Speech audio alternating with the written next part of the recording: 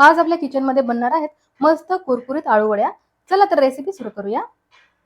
एका भांड्यामध्ये मी 2 वाटी बेसन पीठ, अर्धी वाटी ज्वारीचे पीठ टाकलेलं आहे, जिरे टाकलेले आहे, हळद टाकलेली आहे, जिरी पावडर, धणे पावडर, लाल मिरची पावडर, चवीनुसार मीठही टाकलेलं आहे, सोडाही टाकलेला आहे, हिरव्या मिरचीचा ठेचा 2 चमचे टाकून आपण चिंच गुळाचं पाणी याच्यामध्ये टाकलेलं आहे आणि अगदी मस्त स्मूथ असं बॅटर तयार केलेलं आहे। चाळणीला मी तेल लावलेलं आहे। आता आळूची पानं स्वच्छ धुवून घेतलेली आहे। आळूची पानं उलटी करायची आणि त्याला बेसन पीठ अगदी पसरवून लावायचं। 3 पानं एकावरती एक ठेवून मी बेसन पीठ लावलेलं आहे। आता आपण याचा रोल तयार करूया। रोल तयार करून आपण याला उकडून घ्यायचा आहे। यासाठी आता बघा रोल तयार केलेला आहे, तो आपण चाळणीवरती ठेवूया। अशा पद्धतीने सर्व रोल मी तयार केलेले आहेत। आता हे गरम पाण्यावरती ठेवूया आणि 20 मिनिटे उकडून घेऊया।